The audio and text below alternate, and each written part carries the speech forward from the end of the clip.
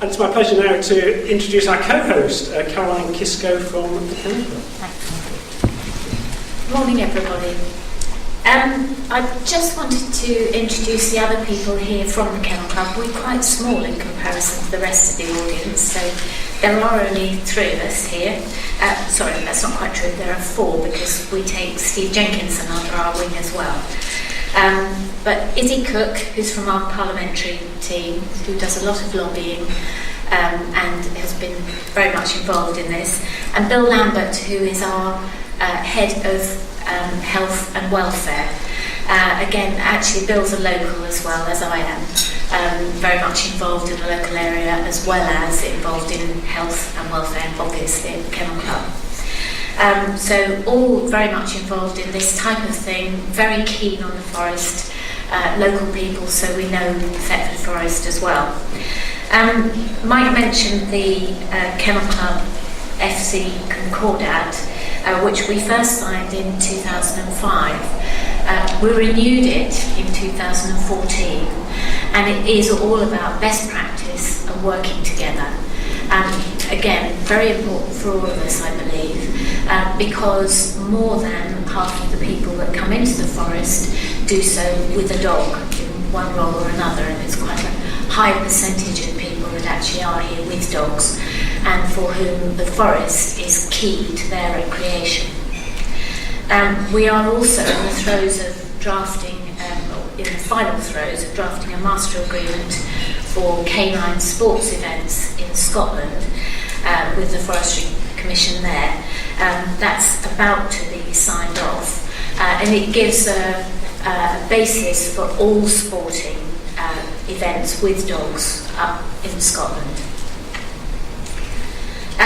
Kennel Club does take a very balanced approach to access into the forest. We know that it is about balance, it is about making sure that everybody's happy, that dogs and dog owners are responsible, behave well when they're in the forest, and whether it is about simply walking your dog or taking part in sport in the forest, we need to make sure that we also respect the land management issues of the Forestry Commission and of other users. The Kennel Club, in fact, might correct me if I'm wrong, but if Thetford is the 2nd largest man-made forest in England, is Kielder Forest the biggest? Thank you. Okay. So the Kennel Club owns 7,000 acres of land alongside Kielder, which is Emblehope Forest, and we bought that about 5 years ago now. It is a special protection area for birds, and it's a special area of conservation, has a number of public rights of way and access land. So it was bought, and I make no bones about this, it was bought as a sporting estate, but it has all the advantages because no way can 7,000 acres of land simply be used as for shooting. So although it's there and it's used for training gun dogs, it's used for sporting events, but it's also used for not just for gun dogs but for working trials, so bloodhound trials, police dog type trials and so on.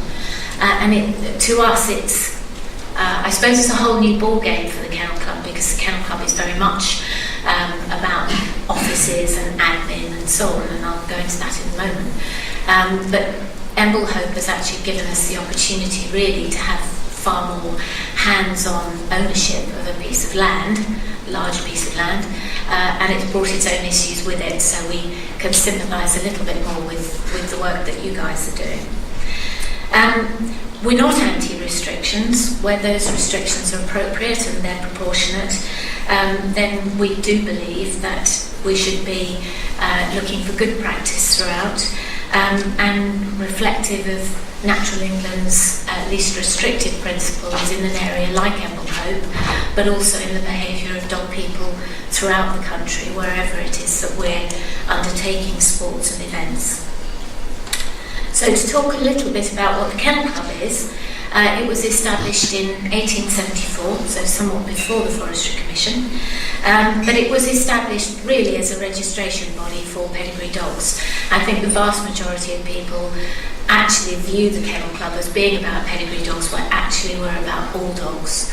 So the Kennel Club was set up as a registration body to make sure that there was some order in the registration of purebred dogs, but also then got into the whole idea of overseeing events and making sure that events were run in a similar fashion throughout the country. I think most people in this room would know Crufts. We own Crufts, we run Crufts.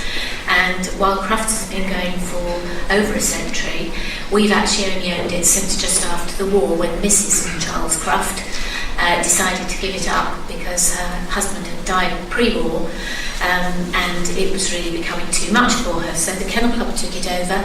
It's grown hugely in the meantime, as you might imagine, and it is now the biggest single consumer show in the country. And it happens in about 2 weeks' time, so we're all rather focused on that right now. But in addition to Crufts, dog registrations, the Kennel Club does so many other things that I could bore you to death for hours, but I won't. We run Izzy's area. We are lobbying constantly in Parliament on different issues, things from dangerous dogs, the use of shock collars, trying to get those banned throughout the country, and we're nearly there with that, so it's very exciting.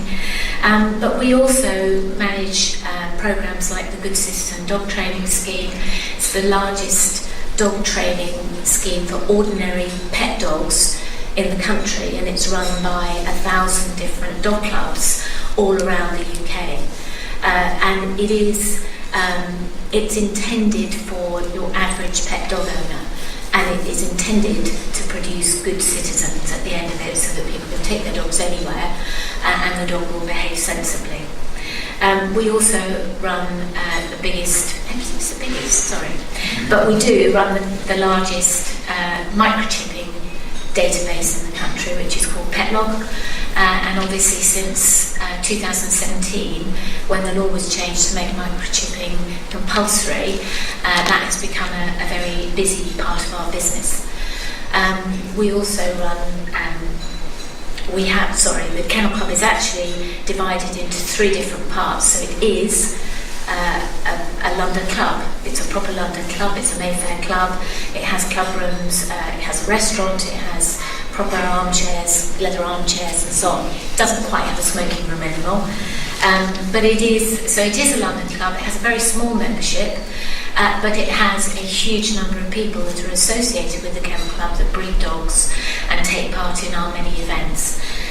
But in addition to a London club, it's a business, so it's set up to register dogs, to run Petlog. We have a big pet insurance business as well, and all of the various things that are attached to running the sport of dogs, whether that's dog showing, working trials, field trials, agility, hugely growing sport in the UK now as well. And we oversee all of those sports and create the rules and regulations that make sure that those are consistently organised.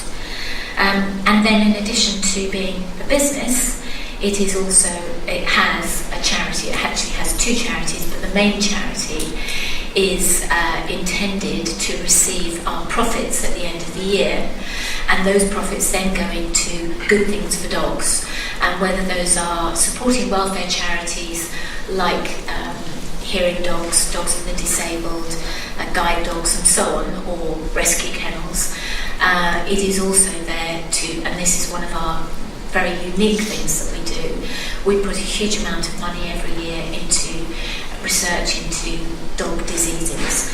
Much of that goes to the Animal Health Trust at Newmarket, but also to the veterinary colleges around the country, and they are looking into finding DNA tests to make sure that dogs don't suffer from the diseases that they could avoid before they're even born, or in terms of curing cancer and so on.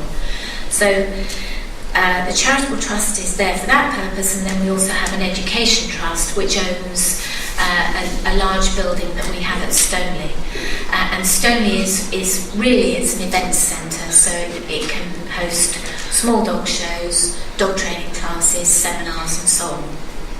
There is much more besides. We're forever trying to cut down the amount of things we do because we try to be all things to everybody, but we are the people to come to on dog issues, whether it's a political issue, whether it's a PR issue, whether it's something to do with dogs in the outdoors. We can give advice. We can give advice on access issues, on training issues.